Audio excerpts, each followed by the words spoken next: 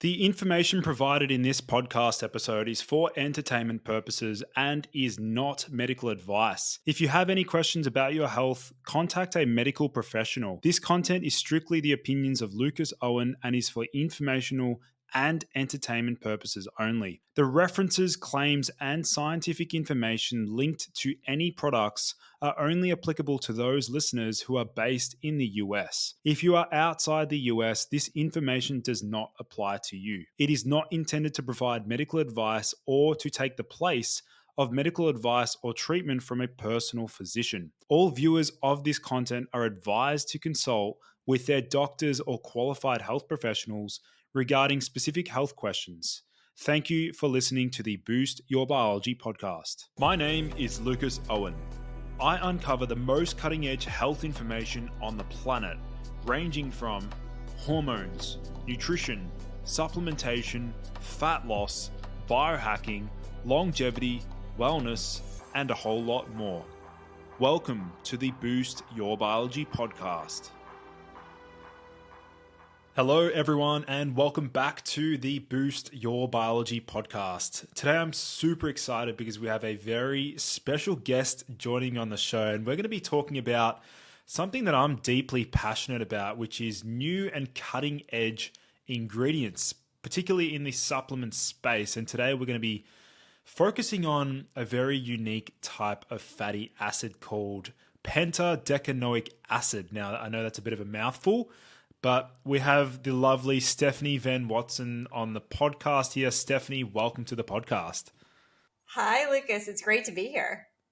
Awesome. So maybe, Stephanie, do you want to let my audience know a little bit about, I guess, your line of work and I guess your background into like health optimization?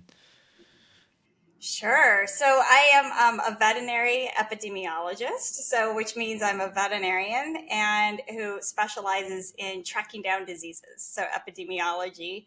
I worked for the World Health Organization and CDC, helping to set up infectious disease surveillance systems all over the world.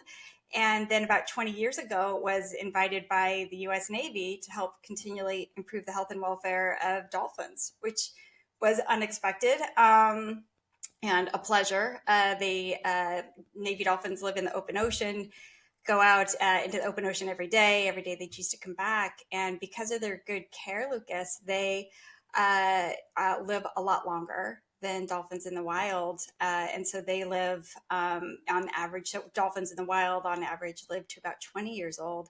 And dolphins at the Navy live routinely into their 40s and 50s. So, which is, a lot of geriatric dolphins. So I was brought in to help understand healthy aging in dolphins. And that's where we started finding some pretty surprising parallels between dolphins and us. We were seeing some dolphins, a subset, were developing high cholesterol, chronic inflammation, metabolic syndrome, fatty liver disease, even the full suite of changes consistent with Alzheimer's. And importantly, some of the dolphins were getting these aging-associated diseases while others were not.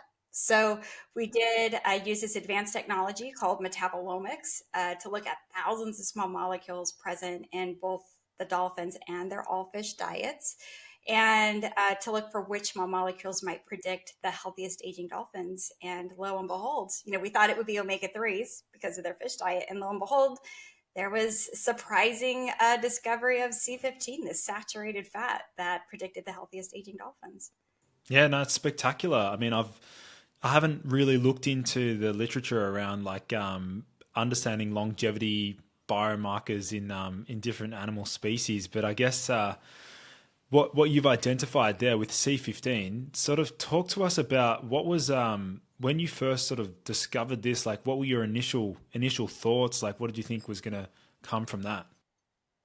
Right. So, it was first, it's like, really? So we were just like, not sure if like that's having a saturated, but when we started looking at C15 in the human diet, two things. So the first thing, Lucas, was like, okay, well, our primary source of C15 as humans is butter and whole, dairy fat. So, and it's a saturated fat. So that made it a very surprising finding, which also meant we needed to do a lot more science to play this out, right? And say, well, it's association, is it causation? So from there, we were really able to first, the second thing that was happening then was that when you actually started looking in the human literature, you had now huge studies showing in humans that people with higher C15, just like the dolphins, were less likely to have type 2 diabetes, fatty liver disease, heart disease. And so all of a sudden we're like, oh, this is the big discovery there was, wait, there's a parallel thing happening in dolphins and humans. So it's not just the conditions, but the fact that higher C15 had these positive associations. So once we saw that, then it was kind of like game on, let's move C15 into the lab and see what it can do. Now, this is going to be exciting for a lot of my listeners because, a lot of them have undertaken like the same approach that I take, which is definitely encouraging people to eat grass-fed butter. You mentioned that as like a great source of this C15. Do you want to talk to us a little bit about that? Like, is butter the only food source, or is it also found in other foods as well? C15 can be found in other foods, but by far, our primary source is whole dairy fat. And so it's such a reliable source of C15 that for decades, C15 has been used as a biomarker of how much dairy fat we eat. So it's very, very direct. And you'll love to hear about Australia. So a couple of things that, like you had mentioned, and we now know that if cows are fed grass, they have twice as much C15 in their dairy fat as cows that are fed corn. Interestingly, when you look at C15 levels in some types of milk coming from cows, some of the highest levels are in those from Australia. And even if you look at meat of cows, the highest C15 meat because of the fat in cattle are Australian grass-fed cattle. And I'll have one last fun fact for you because we're all going to have to move to Australia. Is that there's been, because C15 has now been recognized as the third essential fatty acid, the first essential fatty acid to be discovered in almost 100 years, right? That now people are looking at, hey, this is an essential nutrient we all need. So now they're looking at pregnant moms, at mother's milk and infants. And they're showing that the higher the C15 mom has, the more C15 in her milk. And the more C15 baby gets, the better their growth and the better their cognitive development, even all the way to 6 years old. So when they looked at mother's milk from different moms around the world, guess who had the highest C15 levels? The Australian. Australia. Yes. So you're on to something over there. That's awesome. Yeah, well, that's probably the only thing we're doing well here. We're always 10 years behind the US with particularly supplements and health in that regard. That's pretty funny. So let's dive into like pentadecanoic acid. I want my audience to like try and really remember this as like the next big thing in the health space. So talk to us about like what you discovered in the literature, looking at some of the studies initially early on. What did you find about, you mentioned the correlations with longevity. You mentioned fatty liver. Talk to us about the benefits associated with, pentadecanoic acid intake. Yeah. So what exactly? So then, once we saw those associations, then it was just saying, okay, is it just associated with better health or is it actively causing it? So we did 8 studies over 3 years where we moved a pure C15 fatty acid, the C15, into the lab. And that's where we basically moved it into the pharma space, right? Where it's like, let's test and see what's called its mechanisms of action. And that's where we discovered that C15 activates key receptors that are responsible for our balanced metabolism and immunity, but also our longevity. So, for example, we now know that C15 activates AMPK, which is the same mechanism as metformin, interestingly, and is a part of the longevity pathway. It also inhibits mTOR. Which is the mechanism of rapamycin, which is a leading longevity molecule. And at the same time, it activates PPAR alpha delta and inhibits JAK-STAT. And so all that is just a fancy way of saying this nutrient is essential in really helping to maintain and balance homeostasis across our calming inflammatory responses, keeping our metabolism, glucose metabolism, even Steven, and really supporting those mammalian longevity pathways. It's a heavy hitter for being such a little humble 15 carbon molecule. Absolutely. And it sounds like if we sort of look at the back in the day, I mean, I don't know if there's any evolutionary data on like rough amounts of intake that was consumed. Like if we compared back then to now, like is there a certain milligram amount that people that were getting compared to now? Like what's that look like?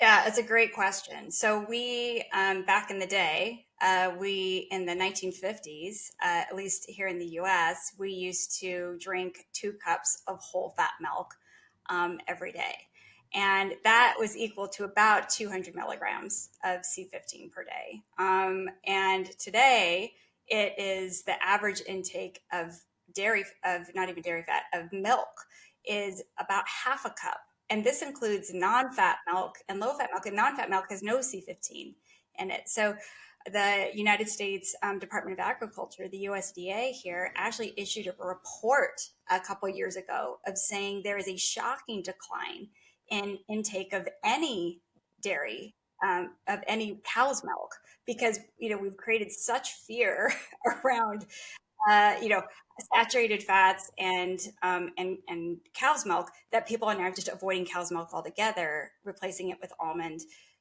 soy and coconut milks, and none of those plant-based milks have C15. So that has resulted in a dramatic decline of our C15 intake, and we know from studies that population-wide our C15 levels have been declining below what we've defined in a paper we just published 3 weeks ago, of a definition of a C15 deficiency syndrome, where if we have below a certain amount of C15 in our cells become fragile, and that sets up this thing called cellular fragility syndrome.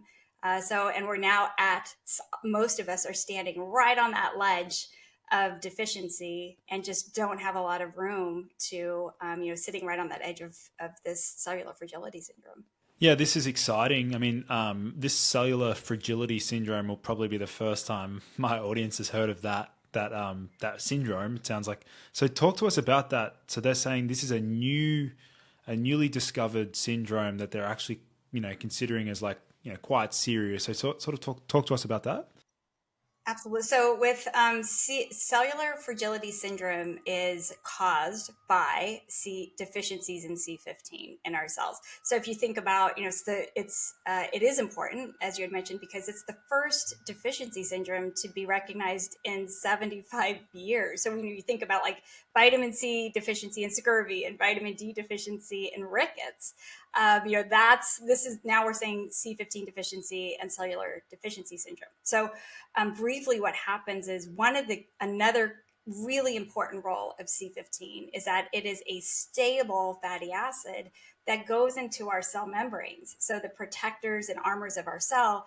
And because it is a stable fatty acid, its job is to literally serve as a brick and armor for our cell membranes to keep them stable and be functioning and young for as long as possible. When we don't have enough C15 in there, our cell membranes become fragile and we start succumbing to what's called lipid peroxidation.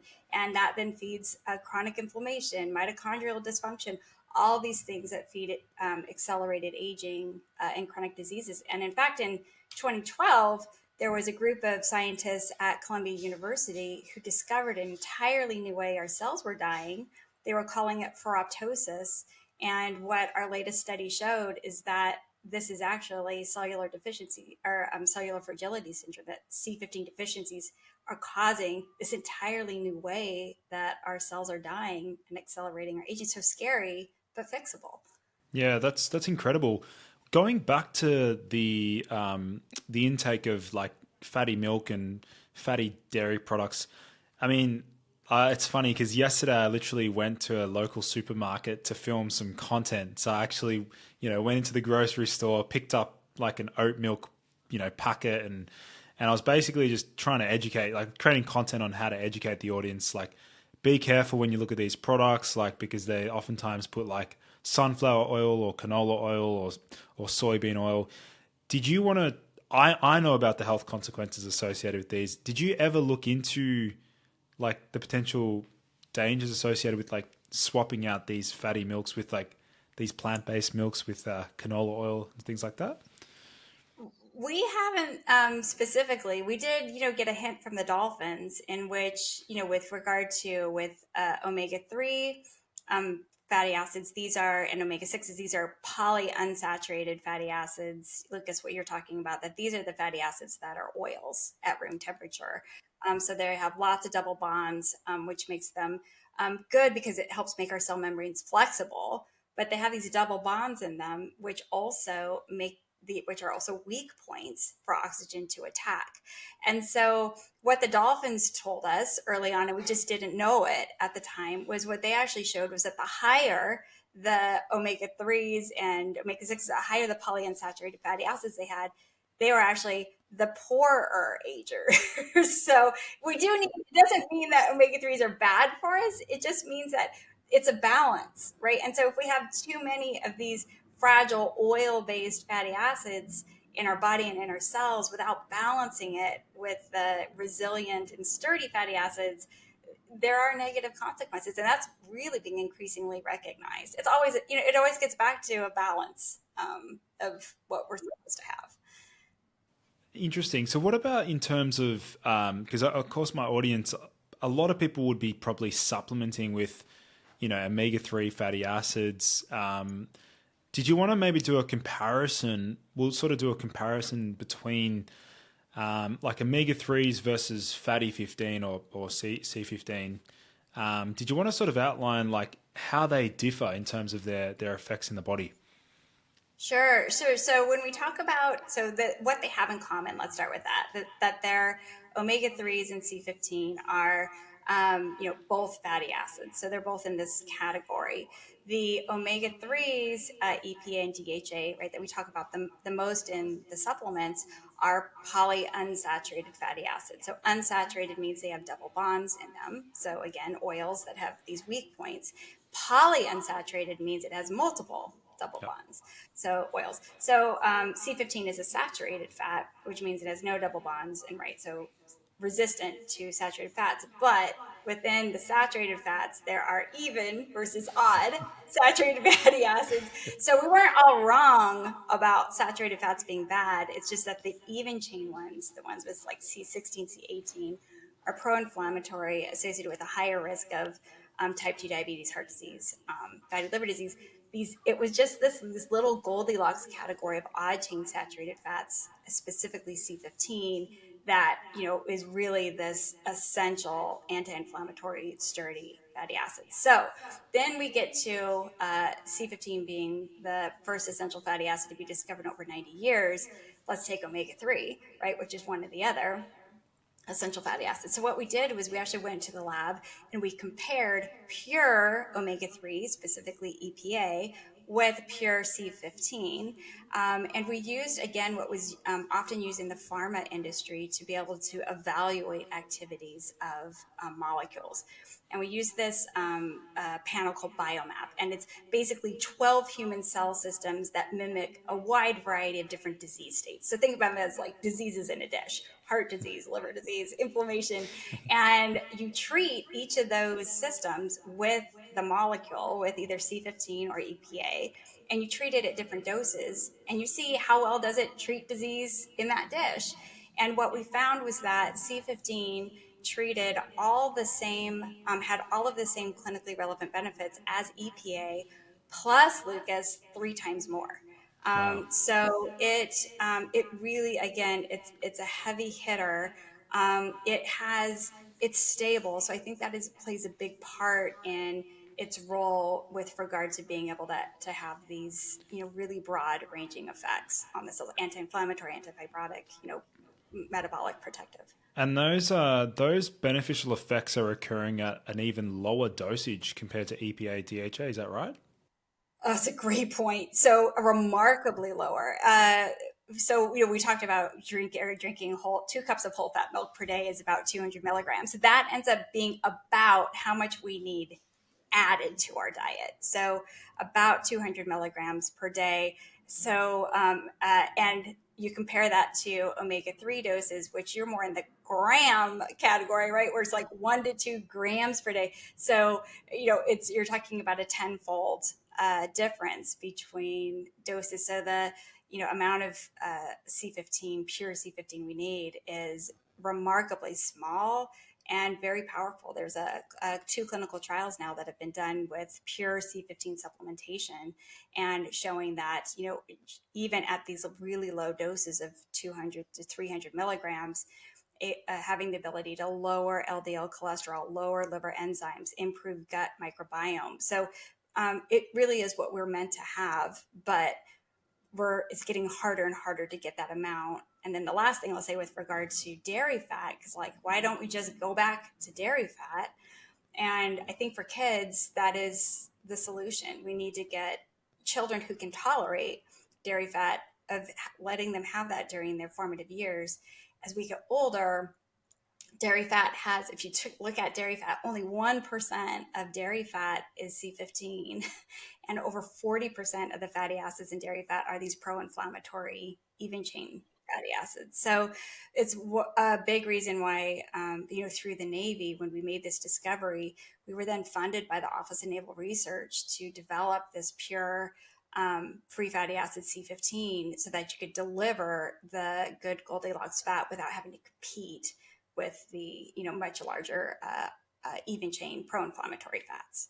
Yeah, that's a really interesting point, because I'd imagine if we even had a look closely at like a good quality milk, and this is even, again, it's like, what do you classify as good quality milk these days? Because isn't milk highly refined and processed as well? Like if we look at homogenized, unhomogenized, raw milk, talk to us about that.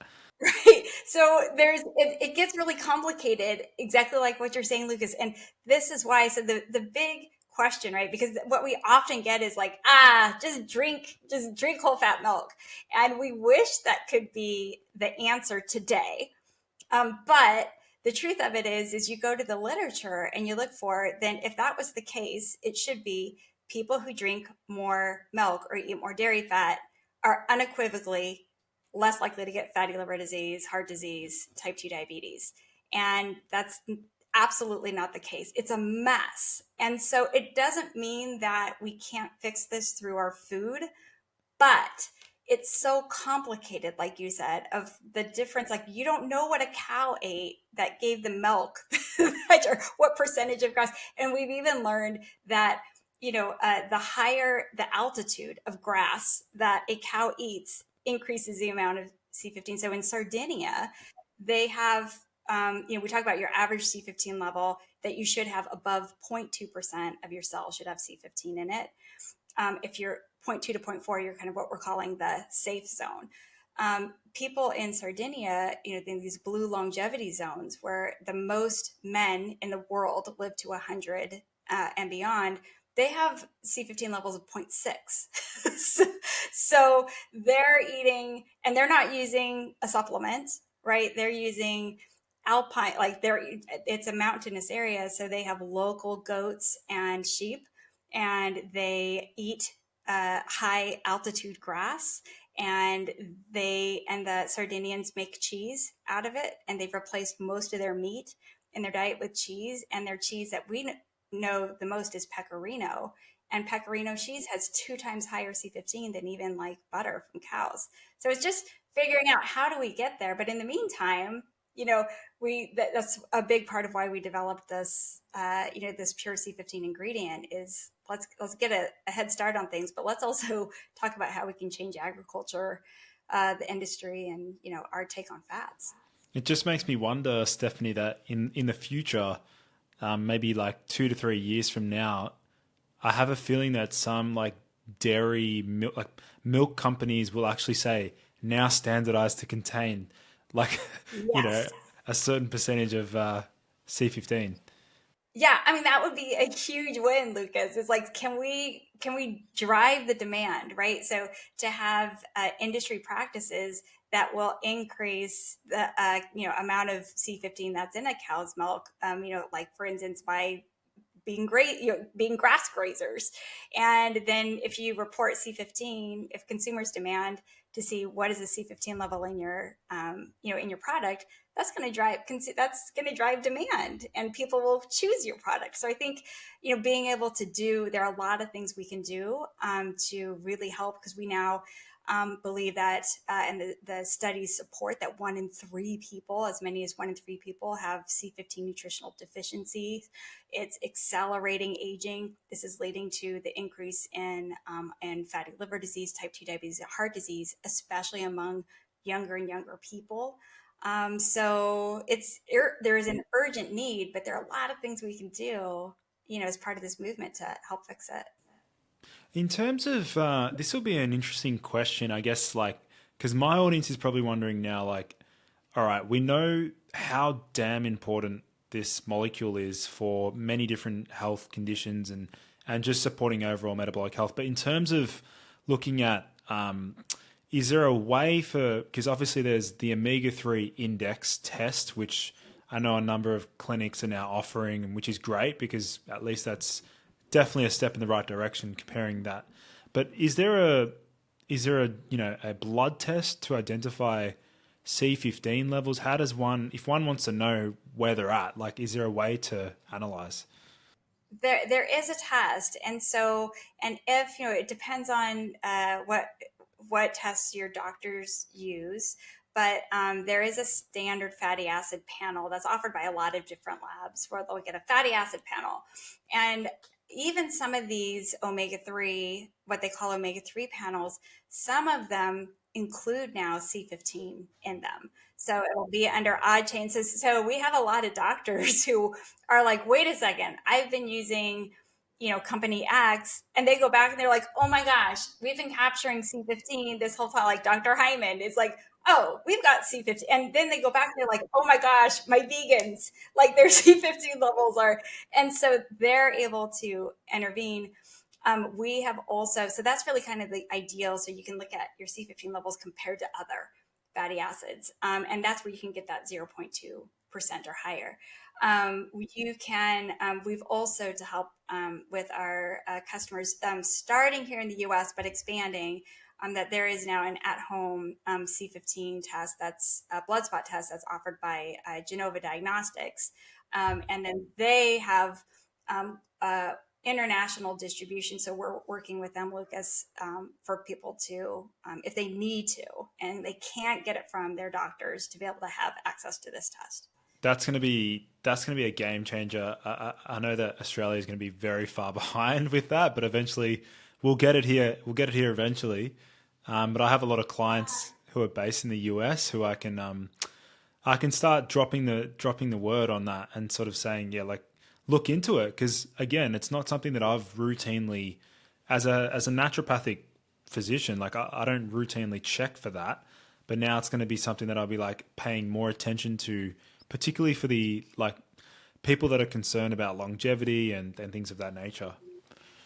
Right. And, and what's been important for us is that even before we had the test, it's great to show. And so there's a clinical trial that just got published that, shows if you take, our C15 supplement, FATTY15, it successfully increases your C15 levels. And if you get above this level of nutritional deficiency, that in this population, it lowered their liver enzymes and successfully, and raised their red blood cell health, their hemoglobin. So having the C15 test is great. What means more to us, and what means more to you, is it resulting in clinically relevant changes, right, that you care about? And so we're happy to have the C15 test. We think it's a good guide for people who maybe are taking the supplement or have a lot of C15 in their diet, but they're not seeing the expected benefits. It's a good way to say, well, like, gosh, maybe I was so low that I'm not getting a certain level, or maybe I don't absorb C15 as well as somebody else. So I think it'll help in that. But what's been really important is that, 1 out of 2 of half of our customers within 2 weeks feel better. And more importantly, is that we have 74% of our customers within 4 months report seeing or feeling improvements. And most of those, Lucas, are I went to my doctor, because we tell people go to the doctor ahead of time, go get your labs before you start, right? FATTY15, and then go back 3 to 6 months later to see how it's doing, not just to test your C15 levels, but how are you doing? And that's where we see, lower cholesterol and lower glucose, lower liver enzymes, things that, again, as a doctor, you care about. And then it's like, gosh, now we're really on to something. That's incredible. Yeah, definitely. I always encourage, and it's something that I really advocate for, Stephanie, which is like always get like a pre-reading baseline blood test done. Get those biomarkers checked. Have a rough idea where the HbA1c is, or the insulin, or the liver enzymes, and then introduce an intervention. It doesn't have to be a supplement, but it could be like maybe walking 15,000 steps a day or whatever, and then just see what happens to your blood test results. And I've seen it time and time again with like not only like lifestyle interventions, certain supplements, that they really can make a difference, even though sometimes like the individual may not like feel it. At least internally they can see on paper, it's like, oh wow, like it's actually massively improved my score. It makes a big, I think you're more likely to keep on with that behavior, right? Like for exercise, it's some people love doing it and you just get a natural reward from it. Other people, it's more painful. But if you see the results, like you said on the labs, it makes a really big difference. We were delighted and surprised by, when we first put the supplement out on the market, it was all for these long-term benefits, right? And that's where all of the science was supported. But as we started getting the supplement out, and then I experienced it myself, that again, within that 2-week period of things like deeper sleep and calmer mood and less joint pain, we're like, it doesn't make any sense. Like it's not exactly those pathways to have that quick of an effect. And so as we dove deeper into the science, we then discovered that our bodies use C15 to make a second molecule, a metabolite called pentadecanoyl carnitine, or PDC. We published that at the end of 2022. And this molecule is the second ever discovered full-acting endocannabinoid. So it's fully activating CB1 and CB2 receptors, which is, cannabis, but we don't have those receptors in our bodies and brains for cannabis, even though that's what they're called. It's probably in a large part for us to eat C15 to make this metabolite to have better sleep and calmer mood and less pain. So that was a giant surprise and delight for about half of our customers. I'm really like hitting all-time peak nerd geeking out mode now, because you've mentioned I'm actually super excited, because literally this morning I was on a group coaching call and I was talking about the different forms of carnitine, and I was actually quizzing my audience whether they knew these. And I was like, okay, you got L-carnitine, L-tartrate, acetyl L-carnitine, and now you've brought up one, pentadecanoyl carnitine, which I've never heard of. And all it is it's our pentadecanoyl, right? It's just that C15, fatty acid. And then inside the cell, it then attaches to carnitine. And it's in this class called acyl carnitines, which have been known to be involved in mitochondrial function. But for whatever reason, this particular acyl carnitine, when we threw it against a bunch of receptors in the lab, this is not an expected behavior of an acyl carnitine. And there it was, and we repeated it 3 times, where it fully activated both of this, endocannabinoids, the CB1 and CB2 receptors. And so the difference as far as people who feel those near-term benefits, we think, Lucas, the difference may be whether or not how well your body makes this metabolite. So even though C15 is still doing all these great jobs for longevity and metabolism and cardiometabolic and heart health, the delight and surprise, we think may have some variation depending upon how well we make those. And I know that I make that metabolite really well. That is so cool. That is actually, so in terms of applications, I mean, are they thinking that the pentadecanoyl carnitine is like really significant in terms of pain, like pain conditions.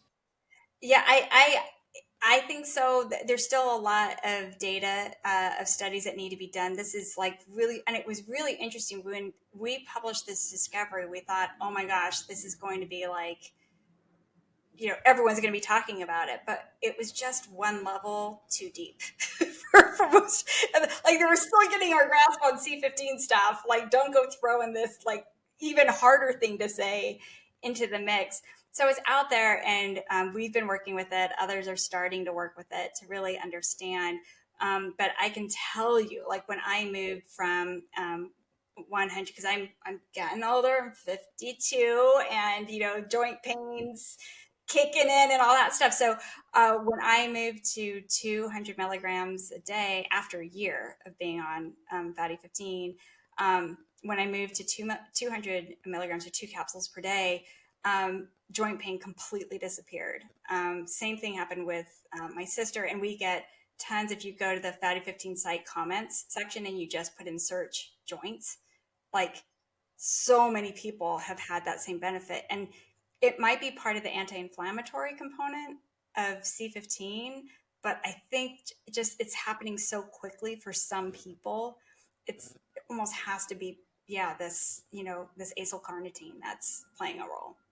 Yeah, no, this is really, really incredible stuff. Incredible stuff there, Stephanie. I'll have to, I'll have to get you back on the podcast to talk about those new discoveries for that next molecule, because that's already, I'm going to be like setting up PubMed notifications for this keyword. So that's definitely exciting.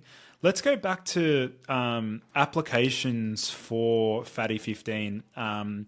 Let's say an individual's probably listening to this podcast. They're probably already taking omega-3s. Maybe talk about like the best dosage protocol, what that would typically look like for a user, like practical applications. Yeah, we recommend starting with 1 capsule a day. So that's 100 milligrams per day. So because when we talk about supplementation, right? So the ability to, it's truly supplementing our diet. So we're all getting some level of C15 from our diet. Like, for example, even eating fiber has inulin in it, and inulin is used by our gut microbiome to make C15. It doesn't make a lot of it, but it has some of it. So it means that in general, all of us are sitting about or right below 0.2% C15. So it just means that to be in that safe zone, most of us just need another 100 milligrams, because about every 100 milligrams of C15 increases our C15 levels by about 0.1%. So if we're around just at 0.2 and we want to be above, that 100 milligrams really is just enough to get us into that the safe zone. So we recommend people start there. Take it in most people take it in the morning, because again, those near-term benefits is it goes in your blood and you get that pentadecanoic carnitine wave, which is great to experience during the day instead of while you're sleeping. And then, like we said, get your blood results before, and then check them after. There may be a benefit to taking it on an empty stomach, of certainly not having it with a really high fat diet. Studies have shown in mice that eat a high fat diet actually have lower C15. And they think that it might be because our gut is competing for absorption, and these other bully fats get absorbed over the C15. So we're still learning about that. So in the morning I have it with my coffee in the morning, and then let that ride for 3 months. And if you're not experiencing the benefits or seeing clinically the benefits that you're hoping for, then that's when we suggest, try going to 2, and see what happens. But, work with your physician, work with Dr. Lucas on how to move forward from there. Yeah, awesome. No, that's great. In terms of, I'm curious to know, Stephanie. There've been a number of clinical studies you mentioned. I think you said there's like 8 main clinical trials. In terms of like future direction, future research, like I'm sure you've got so many different like studies that you want to see get done. What does the future research look like in your eyes? I'm most excited about three areas. So one is continuing with C15 for fatty liver disease. If you know the hypothesis that we've been pursuing, and again, sorry, just to emphasize, supplementation is not meant to prevent, manage, treat, or cure diseases. So just like this is not be like, oh, you have fatty liver disease, take fatty 15 to treat it. That is not the intent. It is from a research purpose for clinical, beyond the supplementation, right? Of understanding if indeed, the hypothesis is that C15 deficiencies are actually the cause of fatty liver disease. That fatty liver disease didn't show up until 1980. 1977 is when US Congress said stop eating whole fat dairy. And now it's present in 1 in 3 people, globally 1 in 10 children. So the hypothesis is that C15 deficiencies are actually part of the reason why fatty liver disease showed up in the first. So that needs to continue, especially among our youth, because if we can stop that, just by getting milk back into their diet, please let that let us solve that problem out of the gate. The second area is anemia. So on the other side of life, that most of us, as we get older, our cells become more fragile. With less, as we get older, C15 levels go down naturally without supplementation. So our red blood cells get more and more fragile, and that leads to anemia. And it's become so normal for physicians to see older people have lower red blood cells, to have anemia, that they actually redefined normal. And so they were saying that something that was a low red blood cell, if you're 75, they were calling it normal, even though if you were 30-year-old, this. So it's, and instead it's like, no, no, no, we're getting older, we're actually have anemia. And we now know that if you have anemia, you have an increased risk of, you are overall more fragile, you're more likely to fall, you're in the hospital longer, higher risk of death from heart disease. It is meaningful, and there's no long-term treatment for these anemias of aging, the ones that aren't due to iron deficiency. So we have strong evidence in multiple studies that C15, one of the direct effects is stabilizing our red blood cells, that it could be a safe and long-term means of preserving the integrity of our red blood cells, so not getting anemia, especially as we age. And then the last area is for cancer. This is outside of our realm. There are other teams looking at C15 as a ride along, where they've done some really exciting studies showing that if you so if you take gemcitabine, which is a really common drug or anti-cancer drug, when they add C15 to it, it makes gemcitabine more effective. If they give it to tamoxifen resistant cancer cells, add C15, it removes the resistance. So really exciting things on that frontier. I just keep going and going, but those are probably my top three. Yeah, I definitely find the anemia slash hemoglobin aspect a really interesting pathway because I would never have thought that there'd be some sort of like, how the heck could there be an interaction between a fatty acid and like red blood cells, the quality of the red blood cells? Like, usually when we think about anemia, we think like B12, iron, folate, but there's to see the link there. I find that very interesting, and potentially, like in the future, maybe they're going to discover that pentadecanoic acid specifically maybe affects the microbiome, which affects like hepcidin or things like that. I'm excited to see research in that area as well. Yeah, absolutely. And among your own patients, the big marker that we recommend looking at is red blood cell distribution width, or RDW. One of the first signs of cellular fragility syndrome is an increase in RDW. And one of the first things you should see with C15 supplementation is RDW normalizes. So I think it's a really, and RDW has really been increasingly recognized, right? As if it's high, so if the variation of the shape of our size of our red blood cells gets bigger, that's a higher RDW, it means that our cells are dying faster than they should, and then we're producing a bunch. So they're not, it's just the things are happening too fast, so something's wrong. Again, we think that's part of cellular fragility syndrome. So we can kind of figure out, are we fixing it from where the issue first starts? That's going to be useful because when we look at a typical blood test panel, like oftentimes, because a lot of clients that I consult, they've got like their doctors, they make it difficult to actually get the requested panels done. But what I've found is that I'm pretty sure it's part of the CBC complete, they call it CBC in America, FBE here.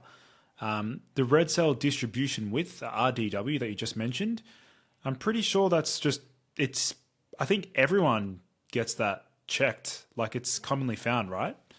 Yeah, so it should be, again, a really easy biomarker for the first. It's not specific to cellular fragility syndrome, but it is a component of it, along with, again, a whole nother discussion, along with hyperferritinemia of high ferritin.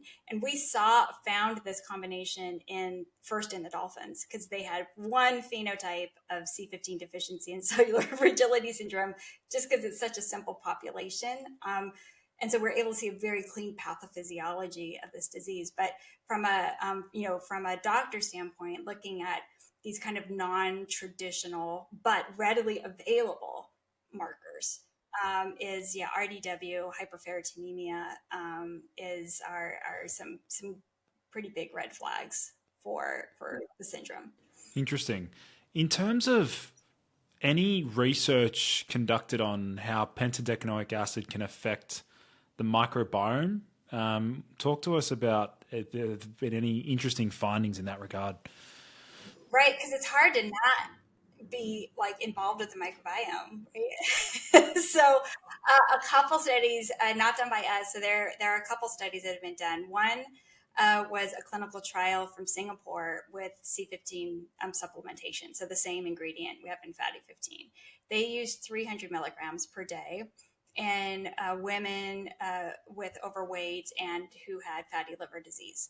And they showed that as these women were put on C15 supplementation, that that they had lower LDL cholesterol, and they had an increased growth of a bacteria called Bifidobacterium adolescentis, which I did not know about, but there are definitely fans of Bifidobacterium adolescentis. It's like the mother microbe in our gut that does help with as far as maintaining metabolism. It's even been used to extend longevity in some worms and flies. A couple of studies. It sounds like a competitor against Akkermansia. Yeah, yeah. Oh, so there's an Akkermansia link there too. So C15 supplementation in this control clinical trial increased the growth of this good bacterium. So that was a good one on the microbiome. There's a recent study that just came out with Akkermansia showing that Akkermansia, one of the reasons why Akkermansia has a benefit is that it too has a means of producing C15, which is really cool. And then that third one was that study showing, and they were repeated studies have been done in mice with fatty liver disease, showing that if you feed them fiber, the fatty liver disease got better. So this group really dug in to find out how. And it's just this amazing number of studies in a single paper. And what they got down to was the inulin from the fiber, that's what I was mentioning before, was then used by a specific microbe in the gut, and I can't remember the name of it right now, but that microbe then used inulin to make C15, and it was because of the C15 that led to all the liver benefits. So the microbiome definitely is playing a role in it. It doesn't seem that we make enough of it to get up and over, but again, eat fiber. We even know there's a study showing that in pregnant women who exercise have higher C15, and they think it's because they're releasing the C15 that's stored in their fat. So eat fiber, high alpine, high grass but like high altitude grass fed cheeses and exercising and supplementation to get you up and over, if you need it. Yeah, no, I had a feeling there was going to be like a link between somehow, somewhere. I'm sure, just like we're learning about links between like, metformin impacting the microbiome, increasing Akkermansia. Oh, is that the anti-diabetic effect? Maybe. And it's like, oh, what does this supplement do to the microbiome? It's like, oh, is this how curcumin exerts its anti-inflammatory effect? It's through the microbiome. Let's look into that. It's like there's always a link somewhere, somehow, and it always comes back to like these like sort of similar pathways. But I guess like the biggest mind blowing thing that you've said today is that link to the pentadecanoyl carnitine. It's just I'm just mind blown. I mean, I believe me. That's our we have over 95% monthly customer retention rate. Lucas, a big part of that retention. And of course, people like believe in the science and they get their blood checked and they see improvements in their health. But a lot of that initial enthusiasm is around that. If you're getting better sleep and less joint pain and a calmer mood, heck, like most people are like, sign me up. Absolutely. Well, as just a reminder for those listening in, there will be this FATTY15 will be linked in the podcast description and in the. I will have a dedicated YouTube video. I'll be covering a lot of the research that I've come across. Not that I'm the expert, but You're pretty good. You're pretty good, Lucas. I'll be diving into that. So that will be linked in the podcast show notes as well. But was there anything else, Steph, that you wanted to sort of discuss around FATTY15 that maybe you think it's important my audience understands, or like maybe like one final take-home message? Yeah, I think the biggest thing is that this is, a giant movement, right? That's just getting started. We, as a company, like we started, obviously working for the Navy, and this all started by helping dolphins, right? So there's a TED talk on that. But what it has evolved into is really an opportunity for, we have the world's researchers leaning in. So we've spent 10 years building up credibility. Like, really? No, really? Really? No, really? Like, so 10 years of building the science, putting it through peer review, getting it out there. The next is awareness, which is what you're helping with. It's like really getting the word out, letting people read the science. Don't just take my word for it. Like, go talk to people, go read the science. We need to have a conversation going about it. And the last is about accessibility, that once we can drive really the understanding of the importance of nutritional C15 deficiencies and how easy they are to fix, let's then, grow this global movement, all of us together, to be able to make the changes that need to get done so we could all fix this problem together.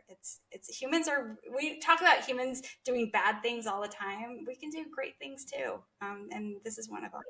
And I won't be shutting up about this pentadecanoic acid for a long time now. I feel like not many people are really like discussing it in the health space yet. But like you said, in a year or so, maybe like even in the next 6 months, like there's going to be a lot of talk about it.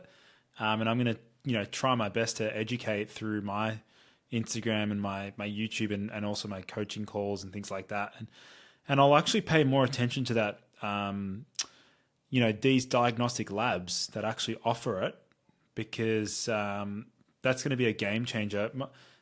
People love to see things on paper, like when they see that FATTY15, your product specifically, actually drives up levels of this fatty acid. It's going to lead to behavioral change, like you said, and better clinical outcomes. Oh, absolutely. Absolutely. Well, it's been such a joy chatting with you, Lucas. Yeah, no, it was a pleasure having you on, Steph. And if anyone wants to connect or learn more about FATTY15, it will be linked in the podcast show notes. I'll also have a lot of the clinical studies that Steph was citing. I'll leave those linked in the show notes. But otherwise, Steph, it was a pleasure chatting. Yeah, super fun. Save the dolphins, save the world.